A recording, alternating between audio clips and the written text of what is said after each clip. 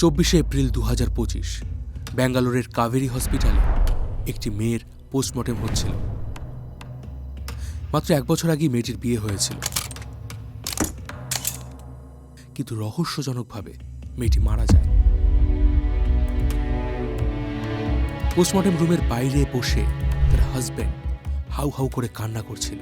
তার কান্না দেখে আশেপাশে যারা ছিল তাদের চোখেও জল চলে আসে, কিন্তু এই কান্নার আড়ালেই লুকিয়েছিল এক চরম বিশ্বাসঘাতকতার কাহিনী।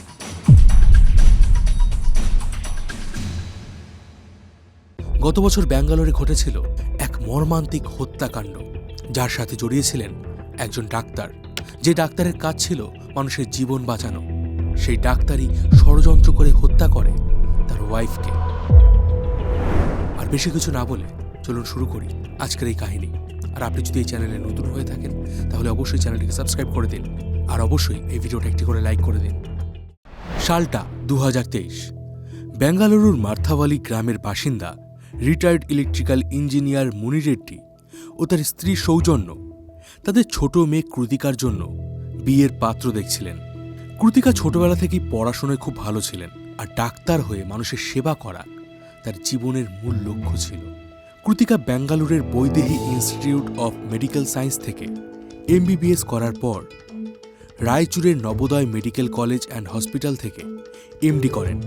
এরপর তিনি বেঙ্গালুরুর ভিক্টোরিয়া হসপিটালে স্কিন ডক্টর হিসাবে তার কর্মজীবন শুরু করেন। কৃতিকা শুধু দক্ষ ডাক্তারই নন, বরং স্বভাবেও ছিলেন কাইন্ড হার্টেড এবং ডাউন টু আর্থ। এই অল্প দিনের মধ্যেই তার হসপিটালে অনেক বন্ধু বান্ধব হয়ে যায়, আর এই সহকর্মীদের মাধ্যমেই তার সাথে পরিচয় হয় ডক্টর মহেন্দ্র রেড্ডির সঙ্গে। মহেন্দ্র বেঙ্গালুরুর গুঞ্জর এলাকার এক ধনী পরিবারের সন্তান। তিনি MBBS এবং MD কমপ্লিট করে একজন গ্যাস্ট্রেন্টোলজিস্ট হয়েছিলেন। তার বাবা শ্রীনিবাস রেড্ডি বালাজি মেডিকেল নামে একটি ওষুধের দোকান চালাতেন, আর মা প্রমীলা রেড্ডি ছিলেন একজন হাউসওয়াইফ। মহেন্দ্রর একজন যমজ ভাই ছিল নাগেন্দ্র, আর সেও একজন ডাক্তার ছিল। আর এই দুজনের বড় ভাই ছিল রাঘব রেড্ডি, যে একজন সার্জিক্যাল ডিস্ট্রিবিউটর ছিল। মানে বলতে পারেন এই পুরো পরিবারটাই বহুদিন ধরে পেশার সাথে মেডিকেল লাইনে যুক্ত ছিল। কৃতিকা আর মহেন্দ্রর আলাপ কয়েকদিনের মধ্যেই বন্ধুত্বে পরিণত হয়। তাদের মধ্যে বন্ডিং এতটাই স্ট্রং ছিল যে এরা দুজনেই একে অপরকে নিজেদের লাইফ পার্টনার হিসাবে দেখতে শুরু করেছিল। কিছুদিন পরেই কৃতিকা এবং মহেন্দ্র তাদের সম্পর্কের ব্যাপারে তাদের পরিবারকে জানায়। এরপর দুই পরিবার একে অপরের সঙ্গে দেখা করে এবং দুই তরফের সম্মতিতে মহেন্দ্র আর কৃতিকার বিয়ে ফিক্সড হয়, আর দুজনেই এই বিয়ে নিয়ে ভীষণই খুশি ছিল। কৃতিকা আর মহেন্দ্র তাদের বিয়ের প্রি ওয়েডিং শ্যুটের জন্য জম্মু কাশ্মীর গিয়েছিল। তারা কাশ্মীরের একাধিক জায়গা যেমন ডাল লেক, সোনমার্গ, দ্রুং জলপ্রপাতের মতো একাধিক জায়গায় ভিডিও শ্যুট করে। এরপর এই কাপল শ্রী শঙ্করাচার্যর মন্দিরে পুজো দেয়, আর এভাবেই তারা তাদের শুটিং শেষ করে। এই শুটিংয়ের বিষয়ে বলার একটাই উদ্দেশ্য, কারণ এই ছবিগুলো দেখে আপনি বুঝতে পারবেন এই দুজনের মধ্যে বন্ডিং কতটা স্ট্রং ছিল, এবং দেখে মনে হচ্ছে যে এরা একে অপরকে ঠিক কতটা ভালোবাসে, যেন একেবারে একটা আইডিয়াল কাপল। তবে কেউ ভাবতেও পারেনি এই সম্পর্কের শেষটা কতটা নির্মম হতে চলেছে। 26শে মে 2024 এদিন ফাইনালি কৃতিকার সঙ্গে মহেন্দ্রর বিয়ে হয়। এই বিয়ের উপহার হিসাবে কৃতিকার বাবা মুনি রেড্ডি বেঙ্গালুরুতে একটি 3 কোটি টাকা দামের 1500 স্কোয়ার ফিটের বাড়ি মহেন্দ্রকে গিফট করেছিলেন, আর কৃতিকাও তার জীবনের এই নতুন অধ্যায় বেশ খুশি ছিলেন। এরপর এই নিউলি ম্যারিড কাপল তাদের হানিমুনে সাউথ আফ্রিকা ঘুরতে যায়। সেখান থেকে ফিরে আসার পর মহেন্দ্র আর কৃতিকা দুজনেই নিজেদের কাজে ব্যস্ত হয়ে পড়ে। বিয়ের পর কৃতিকা মহেন্দ্রর বাবা মায়ের সঙ্গেই থাকতে শুরু করে। সে খুব ভালোভাবে তার শ্বশুর শাশুড়ির যত্ন নিত। এরা দুজনেই দিনের বেলা নিজেদের চেম্বারে রোগী দেখত, আর রাত্রিবেলা নিজেদের প্রাইভেট টাইম স্পেন্ড করত। সময়ের সাথে সাথে দুজনের সম্পর্ক আরও মজবুত হয়ে উঠছিল। কিন্তু এই সময় এমন একটা ঘটনা ঘটে যেটা এই সম্পর্কের মোড় পুরোপুরি ঘুরিয়ে দিয়েছিল। বিয়ের আগে থেকেই কৃতিকার শরীরে গ্যাস্ট্রিক আর মেটাবলিক ডিসঅর্ডারের সমস্যা ছিল। হানিমুনে যাওয়ার আগে পর্যন্ত সবকিছু প্রায় নর্মালি ছিল, কিন্তু ফিরে আসার পর থেকেই কৃতিকার শরীর আবারও খারাপ হতে শুরু করে। খাওয়া দাওয়ার পর সে প্রায় বমি করত। তার শরীর মাঝে মাঝে এতটাই খারাপ হয়ে যেত যে সে চেম্বারেও যেত না। শুরুর দিকে মহেন্দ্র তার স্ত্রীর খুব কেয়ার করত, আর যেহেতু সে নিজে একজন গ্যাস্ট্রেন্টোলজিস্ট ছিল, তাই মহেন্দ্র ঠিক করেছিল সে কৃতিকার খেয়াল নিজেই রাখবে। মানে সেই কৃতিকার চিকিৎসা করবে। চেম্বারে থাকার সময় সে প্রায় ফোন করে নতুবা মেসেজ করে কৃতিকার খোঁজ খবর নিত। কৃতিকা যখন একটু বেশি দুর্বল হয়ে পড়ত, সে নিজেই ওষুধ বেছে দিত কৃতিকাকে এবং খেয়াল রাখত যে ওষুধ ঠিকঠাক কাজ করছে কিনা। আর মহেন্দ্র যে কৃতিকার এত কেয়ার করত, এটা নিয়ে কৃতিকার মা বাবাও বেশ খুশি ছিলেন। তারা ভেবেছিলেন তারা তাদের মেয়ের জন্য একজন পারফেক্ট হাজব্যান্ড খুঁজে পেয়েছেন। কিছুদিন যেতেই কৃতিকার শরীর কিছুটা সুস্থ হয়ে ওঠে। সে আবারও তার চেম্বার কন্টিনিউ করে। অন্যদিকে কৃতিকা আর মহেন্দ্রর ফার্স্ট অ্যানিভার্সারিও আর কিছুদিনের মধ্যেই আসছিল। আর সেই উপলক্ষে এরা দুজনে প্ল্যান করে তারা একসাথে একটা ক্লিনিক খুলবে। কৃতিকা এই ব্যাপারে তার বাবাকে জানায়। আর কৃতিকা যখন অসুস্থ ছিল তখন মহেন্দ্র যেহেতু তার এত কেয়ার করেছিল, তাই এই বিষয়টা নিয়ে মুনি রেড্ডি ভীষণ খুশি ছিলেন। তিনি মহেন্দ্রকে নিজের ছেলের মতোই দেখছিলেন। তাই মুনি রেড্ডি জানান তিনি এই ক্লিনিক তৈরির সমস্ত খরচ নিজেই বহন করবেন। ডেট ঠিক হয় 4 মে 2025। তাদের এই নতুন ক্লিনিকের নাম ঠিক করা হয় স্কিন অ্যান্ড স্ক্যালপ্যাল এবং এর ওপেনিং ডেট ঠিক করা হয় 4 মে 2025। আর এই নতুন ক্লিনিক খোলা নিয়ে দুই পরিবার ভীষণই খুশি ছিল, কিন্তু তারা তখনও ভাবতে পারেনি এই খুশি আর কিছুদিনের মধ্যেই শোকে বদলে যেতে চলেছিল। 21 এপ্রিল 2025 কৃতিকার পেটে আবারও গ্যাস ও অম্বলের সমস্যা শুরু হয়। মহেন্দ্র এই সময় কৃতিকাকে তার বাবার বাড়িতে রেখে এসেছিল। আর সে নিজে রাতে চেম্বার শেষ করে শ্বশুর বাড়ি চলে যায় কৃতিকার দেখাশোনার জন্য। সেদিন রাতে কৃতিকার বাবা মুনি রেড্ডি মহেন্দ্রকে জিজ্ঞাসা করে যে সে তার মেয়ের অসুস্থতা কমানোর জন্য কোন কোন ওষুধ ব্যবহার করছে। তখন মহেন্দ্র জানায় সে কৃতিকার গ্যাসের সমস্যা দূর করার জন্য পেন্টাপাজল এবং জ্বর কমানোর জন্য প্যারাসিটামল দিচ্ছে। আর যেহেতু মহেন্দ্র একজন ভালো মানের ডক্টর ছিলেন, তাই মুনি রেড্ডিও নিশ্চিত ছিলেন তার মেয়ে খুব তাড়াতাড়ি সুস্থ হয়ে উঠবে। এরই ঠিক 3 দিনের মাথায় 24 এপ্রিল 2025 সকাল 7:30 নাগাদ মহেন্দ্র কৃতিকাকে ঘুম থেকে তোলার জন্য বারবার ডাকতে থাকে, কিন্তু কৃতিকা কোনো রকম রেসপন্স করছিল না। তখন মহেন্দ্র কৃতিকার গায়ে হাত দিয়ে তাকে ওঠানোর চেষ্টা করে। আর মহেন্দ্র যখন তাকে স্পর্শ করে সে চমকে ওঠে। কৃতিকার শরীর বরফের মতো ঠান্ডা ছিল। দিশেহারা হয়ে মহেন্দ্র তাড়াতাড়ি তার শ্বশুর শাশুড়িকে ডেকে নিয়ে আসে। আর তারাও এই দৃশ্য দেখে ভয় পেয়ে গিয়েছিল। তারা আর সময় নষ্ট না করে তাড়াতাড়ি কৃতিকাকে কাছেই থাকা কাবেরী হসপিটালে নিয়ে যায়, কিন্তু ততক্ষণে অনেক দেরি হয়ে গিয়েছিল। ডাক্তাররা ডিক্লেয়ার করে কৃতিকা হসপিটালে আসার অনেক আগেই মারা গিয়েছে। এই খবর শুনে কৃতিকার বাবা মা একেবারে কান্নায় ভেঙে পড়ে। আর মহেন্দ্রর কাছে তার স্ত্রীর মৃত্যুর খবর এতটাই শকিং ছিল যে হসপিটালে তার প্যানিক অ্যাটাক শুরু হয়। সে বারবার কৃতিকার মৃত্যুর জন্য নিজেকে দায়ী করছিল আর হাউ হাউ করে কান্না করছিল। সে সময় ওখানে যারা যারা ছিল তারা সবাই মহেন্দ্রর ওই অবস্থা দেখে নিজেদের চোখে জল ধরে রাখতে পারছিল না। এবার কৃতিকার বয়স খুবই কম ছিল, আর যেহেতু তার মৃত্যুর কোনো সঠিক কারণ জানা ছিল না, তাই হসপিটাল কর্তৃপক্ষ জানায় কৃতিকার বডি পোস্টমর্টেম করার জন্য। কিন্তু প্রথমে কৃতিকার বাবা মা এই প্রস্তাবে নাকচ করে দেয়, কারণ তারা জানতো যে তাদের মেয়ে অনেকদিন আগে থেকে প্রচণ্ড গ্যাস্ট্রিকের সমস্যায় ভুগছিল। আর তাদের ধারণা ছিল এই গ্যাস্ট্রিকের সমস্যার কারণে কৃতিকার মৃত্যু হয়েছে। অন্যদিকে মহেন্দ্র কৃতিকার পোস্টমর্টেম করতে চাইছিল না, কারণ সে নিজেই কৃতিকার চিকিৎসা করছিল। সে কৃতিকার কন্ডিশন খুব ভালোভাবেই জানত। কিন্তু কৃতিকার দিদি নিকিতা, যে একজন রেডিওলজিস্ট ছিল, সে এই কথা মানতে চাইছিল না। নিকিতা রীতিমতো তার ফ্যামিলির অ্যাগেনস্টে গিয়ে তার বোনের পোস্টমর্টেম করার জন্য জোর দেয়। মেয়ের জেদের কাছে কৃতিকার বাবা মা হার মানে। এরপর হসপিটাল অথরিটি লোকাল পুলিশের সাথে যোগাযোগ করে এবং মেডিকেল লিগ্যাল কেস ফাইল করে। আর শুরু হয় কৃতিকার পোস্টমর্টেম। কিন্তু এই সময় দেখা যায় যখন পোস্টমর্টেম চলছিল তখন মহেন্দ্র বারবার সেই রুমে ঢোকার চেষ্টা করছিল। সে ডক্টরদের কাছে রিকোয়েস্ট করছিল যেন তার স্ত্রীর পোস্টমর্টেম তার সামনেই করা হয়। আর এটা ডাক্তারদের কাছে ভীষণই অদ্ভুত লেগেছিল। তবে এই সময় পুলিশ জোর করে তাকে অটোপসি রুম থেকে সরিয়ে নিয়ে যায়। পোস্টমর্টেম হয়ে যাবার পর কিছু স্যাম্পেল ফরেন্সিক পরীক্ষার জন্য পাঠানো হয়। আর এরপর কৃতিকার দেহ তার পরিবারের হাতে তুলে দেওয়া হয়। যে মেয়ের মাত্র 1 বছর আগেই এত ধুমধাম করে বিয়ে দেওয়া হয়েছিল, সেই মেয়ে আজ তার পরিবারের সামনে নিথর অবস্থায় পড়েছিল। আর এটা রেড্ডি দম্পতির কাছে খুবই বড় একটা আঘাত ছিল। তবে কৃতিকার এইভাবে চলে যাওয়ার জন্য তাদের এমনি দুঃখ ছিল, আর তার থেকেও বোধহয় বেশি কষ্ট তারা পাচ্ছিল মহেন্দ্রকে দেখে। মহেন্দ্র দিন দিন কেমন যেন পাগলের মতো হয়ে গিয়েছিল। সে সারাদিন কান্না করত আর নিজেকে একটা ঘরের মধ্যে বন্দি করে ফেলেছিল। তাই কৃতিকার বাবা মাও মহেন্দ্রর সাথে যোগাযোগ কিছুটা কম রাখে, যাতে মহেন্দ্রর কষ্ট কিছুটা লাঘব হয়। কৃতিকার মৃত্যুর কয়েকদিন পরেই মহেন্দ্র ব্যাঙ্গালোর থেকে 400 কিলোমিটার দূরে উদুপিতে চলে যায়। তবে সে মাঝে মাঝে দু একবার এসে তার শ্বশুর শাশুড়ির সাথে দেখা করে যেত। কৃতিকা মারা যাবার কিছুদিন পর তার পোস্টমর্টেম রিপোর্ট সামনে আসে, আর এই রিপোর্টে অস্বাভাবিক কিছুই ছিল না। ফলে তারা ধরেই নেয় যে কৃতিকার মৃত্যু সাধারণ ছিল। মেয়ের মৃত্যুতে রেড্ডি দম্পতির মন পুরোপুরি ভেঙে গিয়েছিল।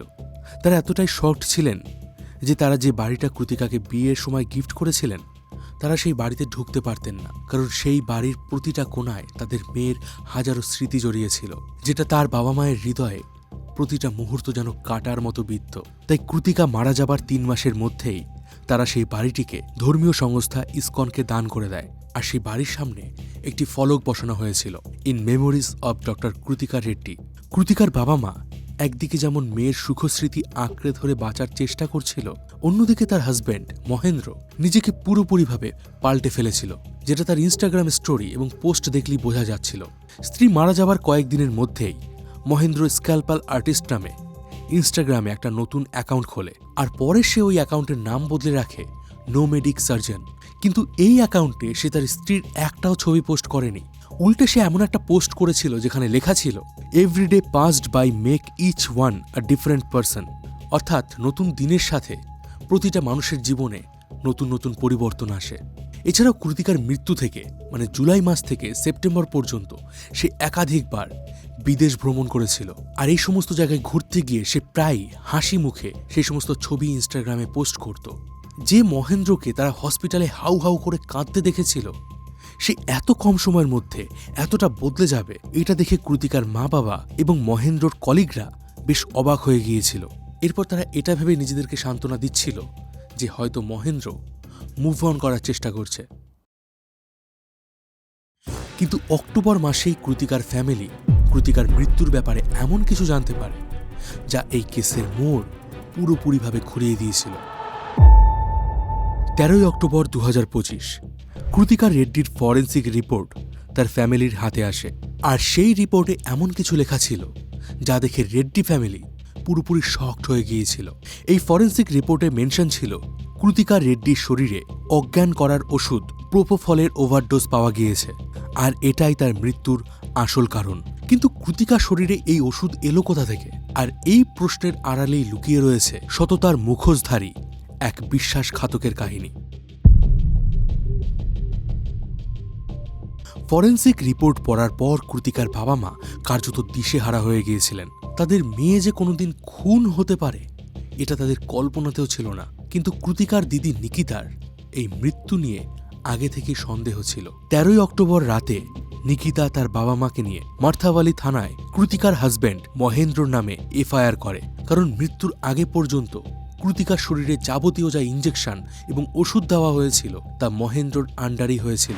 এরই ঠিক একদিন পর অর্থাৎ 14 অক্টোবর পুলিশ মহেন্দ্রকে ব্যাঙ্গালোর থেকে প্রায় 400 কিলোমিটার দূরে উদুপি জেলার মণিপাল এলাকা থেকে অ্যারেস্ট করে। প্রথমে মহেন্দ্র তার উপরে ওঠা সমস্ত অভিযোগকে অস্বীকার করে, কিন্তু পুলিশ যখন তার মোবাইল ফোন চেক করে তখন তারা দেখতে পায় মহেন্দ্র কিছুদিন আগেই তার এক পুরনো বান্ধবীকে মেসেজ করেছিল। আর এই মেসেজটা করা হয়েছিল ফোন পেতে, যেখানে সে লিখেছিল, I killed my wife for you, অর্থাৎ আমি আমার ওয়াইফকে হত্যা করেছি তোমাকে পাওয়ার জন্য। আর একটা মেসেজেই পুরো কেসের জট এবার খুলতে শুরু করে। আর এখান থেকে আমরা জানতে পারবো কৃতিকাকে হত্যা করার আসল কাহিনী। বিয়ের পর মহেন্দ্র এবং কৃতিকার সম্পর্ক প্রথম দিক থেকে খুব ভালোভাবেই চলছিল, কিন্তু কয়েকদিন পরেই কৃতিকার শরীরে গ্যাস্ট্রিকের সমস্যা ধরা পড়ে। এই সমস্যা তার বিয়ের আগে থেকেই ছিল, কিন্তু কৃতিকার পরিবার এই সমস্যার ব্যাপারে মহেন্দ্র বা তার পরিবারকে কিছুই জানায়নি। কিন্তু যত দিন এগোতে থাকে ততই কৃতিকার সমস্যা বাড়তে থাকে। সে প্রায় খাওয়া দাওয়ার পরে বমি করে দিত। ঘরের ভেতরে যখন তারা থাকতো এটা নিয়ে তেমন একটা সমস্যা হতো না, কিন্তু সমস্যা হতো তখন যখন তারা বাইরে যেত। আর এটা নিয়ে মহেন্দ্র খুবই এম্বারেসড ফিল করত। একদিন মহেন্দ্র কৃতিকাকে নিয়ে তার এক বন্ধুর বাড়ির পার্টিতে গিয়েছিল, আর সেখানে হঠাৎই কৃতিকা সবার সামনে বমি করে দেয়। এটা দেখে তার এক বন্ধু তাকে বলে, তুই তো একটা অসুস্থ মেয়েকে বিয়ে করেছিস। মহেন্দ্রর বন্ধু হয়তো কথাটা মজার ছলেই বলেছিল, কিন্তু এই কথায় মহেন্দ্র খুবই অপমানিত বোধ করে। তার মনে হতে থাকে যে কৃতিকার বাবা মা হয়তো ইচ্ছে করে একটা অসুস্থ মেয়েকে তার ঘাড়ে চাপিয়ে দিয়েছে। আর এরপর থেকেই মহেন্দ্রর মনে কৃতিকার প্রতি একটু একটু করে ঘৃণা জন্মাতে শুরু করে। সে যে কোনো মূল্যে কৃতিকাকে নিজের জীবন থেকে সরাতে চাইছিল, কিন্তু মহেন্দ্র তার এই অনুভূতির কথা কাউকে বুঝতে দিত না। সে সবসময় এমন ভান করত যে তার থেকে ভালো হাজব্যান্ড আর হতেই পারে না। মহেন্দ্র প্রথম দিকে এটাও ভেবেছিল যে সে কৃতিকাকে ডিভোর্স দেবে, কিন্তু এতে সোসাইটিতে মহেন্দ্রর একটা খারাপ ইমেজ তৈরি হবার চান্স ছিল। এই সময় তার মাথায় একটা ভয়ঙ্কর আইডিয়া আসে। মহেন্দ্র ঠিক করে সে তার নিজের ডাক্তারির বুদ্ধিকে কাজে লাগিয়ে কৃতিকাকে এমনভাবে হত্যা করবে যাতে তার উপরে কেউ কোনো রকম সন্দেহ করতে না পারে। 21শে এপ্রিল 2025 এদিন কৃতিকার শরীরে আবারও গ্যাস্ট্রিকের সমস্যা শুরু হয়। কৃতিকা যন্ত্রণায় কাতরাচ্ছিল। তখন অসহায় কৃতিকা তার হাজব্যান্ডকে রিকোয়েস্ট করে সে যেন তাড়াতাড়ি তাকে ওষুধ দেয়, আর মহেন্দ্র এই সময়টারই অপেক্ষা করছিল। প্রথমে সে তার স্ত্রীকে মিষ্টি মিষ্টি কথা বলে সান্ত্বনা দেওয়ার চেষ্টা করে, আর এরপর সে কৃতিকার শরীরে গ্যাসের ইঞ্জেকশন দেওয়ার বদলে ইনজেক্ট করে প্রোপোফল।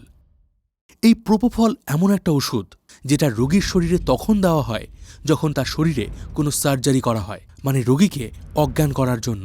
এমনিতে এটা আমাদের শরীরে তেমন কোনো ক্ষতি করে না, কিন্তু বেশি মাত্রায় যদি প্রোপোফল আমাদের শরীরে ইনজেক্ট করা হয় তাহলে সেটা হাইপোক্সিয়া বা হার্ট অ্যাটাকের কারণ হতে পারে। আর এটা এমন একটা ওষুধ যেটা সাধারণ মানুষ ফার্মেসিতে গিয়ে কিনতে পারবে না। শুধুমাত্র একজন সার্জনই এই ওষুধটাকে ব্যবহার করতে পারেন। আর মহেন্দ্র যেহেতু একজন এমডি গ্যাস্ট্রোন্টোলজিস্ট ছিলেন, তাই তার কাছে এই ওষুধ জোগাড় করা কোনো বড় ব্যাপার ছিল না। সেদিন প্রোপোফল ইনজেক্ট করার পর মহেন্দ্র কৃতিকাকে তার বাবার বাড়িতে দিয়ে এসেছিল যাতে সে সেখানেই মারা যায়। আর এতে তার উপরে সন্দেহ আরও অনেকটাই কমে যেত। উল্টে মহেন্দ্র সেদিন আরও ভালো সাজার জন্য সেদিন রাতে কৃতিকার দেখাশোনার জন্য তার শ্বশুর বাড়িতে গিয়েছিল। পরের দিন অর্থাৎ 22শে এপ্রিল কৃতিকার শরীরে যে জায়গায় ইনজেকশন ক্যানুলা লাগানো ছিল সেখানটায় অসহ্য যন্ত্রণা শুরু হয়। সে বারবার মহেন্দ্রকে রিকোয়েস্ট করছিল তার সেই ক্যানুলাটা খুলে ফেলার জন্য, কিন্তু মহেন্দ্র তাকে এই ক্যানুলা খুলতে বারণ করছিল। সে জানায় সে কৃতিকাকে আর একটা লাস্ট ডোজ দেবে, আর এই ডোজ দেওয়ার পরেই সে পুরোপুরি সুস্থ হয়ে যাবে। এরপর 23শে এপ্রিল রাতে মহেন্দ্র আবারও কৃতিকার শরীরে প্রোপোফল ইনজেক্ট করে। এই ইনজেকশন দেওয়ার পর সে পাশের রুমে গিয়ে কানে হেডফোন লাগিয়ে নেটফ্লিক্স দেখতে শুরু করে। আর সেদিন রাতে ঘুমের মধ্যেই কৃতিকার হার্ট অ্যাটাক হয়। আর পরের দিন সকালে সে একেবারে স্বাভাবিকভাবে কৃতিকার রুমে যায়, যেখানে অলরেডি কৃতিকা মারা গিয়েছিল। আর এরপরই সে চিৎকার চেঁচামেচি করে কৃতিকার বাবা মাকে ডেকে নিয়ে আসে এবং সেখান থেকে কৃতিকাকে নিয়ে তারা হসপিটালে যায়। এই পর্যন্ত সবকিছু মহেন্দ্রর প্ল্যান মাফিক চলছিল, কিন্তু যখনই সে জানতে পারে যে কৃতিকার পোস্টমর্টেম হবে তার মধ্যে একটা অজানা ভয় কাজ করতে শুরু করে। আর এই কারণে সে অটোপসি চলাকালীন বারবার সেই রুমে ঢোকার চেষ্টা করছিল এবং পোস্টমর্টেমে বাধা দিতে চাইছিল। আর দুদিন পরে যখন পোস্টমর্টেম রিপোর্টে সবকিছু স্বাভাবিক দেখাচ্ছিল তখন সে একেবারে স্বাভাবিক জীবনে ফিরে আসে। সে বিভিন্ন জায়গায় ঘুরে বেড়াতে থাকে, এমনকি ইনস্টাগ্রামে একটা অ্যাকাউন্ট বানিয়ে সেই অ্যাকাউন্ট থেকে তার পুরনো প্রেমিকাদের মেসেজ করত যাদের সঙ্গে সে বিয়ের আগে রিলেশনশিপে ছিল। এই রকম সে প্রায় 4-5 জনকে মেসেজ করেছিল, যাদের মধ্যে একজন ডাক্তার ছিলেন। কৃতিকার বিয়ের ঠিক আগেই এই ডাক্তারের সঙ্গে মহেন্দ্রর রিলেশন ছিল, কিন্তু কৃতিকাকে দেখার পর মহেন্দ্র এই মেয়েটির সাথে ব্রেকআপ করে দেয়। এই সময় এই মহিলা ডাক্তার মহেন্দ্রকে সমস্ত সোশ্যাল মিডিয়া অ্যাকাউন্ট থেকে ব্লক করে দিয়েছিল, কিন্তু মহেন্দ্র হাল ছাড়ার ছিল না। সে কৃতিকার হত্যার পর এই মেয়েটিকে ফোন পেতে মেসেজ করেছিল এবং তার সাথে আবারও কন্ট্যাক্ট করার চেষ্টা করছিল। আর এক পর্যায়ে সে ফ্রাস্ট্রেটেড হয়ে সে লিখেছিল, I killed my wife for you. Police যখন এই পুরো বিষয়টাকে আরও ভালোভাবে তদন্ত শুরু করে তারা জানতে পারে মহেন্দ্রর আরও একটি কুকীর্তির ব্যাপারে। মহেন্দ্রর যমজ ভাই নাগেন্দ্র ঠিক একইভাবে একটা ইনোসেন্ট মেয়েকে তার জালে ফাঁসিয়েছিল, এমনকি সেও ওই মেয়েটিকে বিয়ের প্রতিশ্রুতি দিয়েছিল। কিন্তু একদিন এই দুই ভাই মিলে সেই মেয়েটিকে ধর্ষণ করে। আর এই ঘটনাকে রফাদফা করার জন্য তারা সেই মেয়েটিকে 1 লক্ষ টাকা দিয়েছিল। কিন্তু যেদিন সেই মেয়েটির টাকা নেবার কথা ছিল সেদিনই ওই মেয়েটা ড্রাগসের ওভারডোজের কারণে রহস্যজনকভাবে মারা যায়। আর এই কেসের চার্জশিট পুলিশ অলরেডি ফাইল করে দিয়েছে, আর খুব তাড়াতাড়ি এই কেসের ট্রায়ালও শুরু হবে। ভালোবাসা এমন একটা জিনিস যার অর্থ হলো একটা মানুষের সবটুকুকে ভালোবাসা, তার খারাপ দিকটাকেও ভালোবাসা তার ভালো দিকটাকেও ভালোবাসা। কিন্তু আজকের দিনে বহু সম্পর্ক এটার জন্য নষ্ট হয়ে যায় যে লোকে কি ভাববে। আজ মহেন্দ্র কৃতিকাকে যে হত্যা করেছিল এর প্রধান কারণই ছিল এটা যে সে সমাজে কৃতিকাকে নিয়ে ইনসিকিউর ফিল করত এবং তার মধ্যে সবসময় একটা ভয় কাজ করত যে কৃতিকার জন্য সে হয়তো সমাজে অপমানিত বোধ করবে, আর এটা থেকেই তার মনে একটা ঘৃণার জন্ম নিতে শুরু করেছিল। কেমন লাগলো আজকের এই কাহিনী কমেন্ট সেকশনে অবশ্যই জানাবেন। আপনি যদি এরকম ধরনের আরও ক্রাইমের ভিডিও দেখতে চান তাহলে অবশ্যই মিঠুন বলছি চ্যানেলকে সাবস্ক্রাইব করে দিন। দেখা হবে পরের ভিডিওতে, ততদিন ভালো থাকবেন, সুস্থ থাকবেন, আর আমি ছিলাম মিঠুন আপনার সাথে।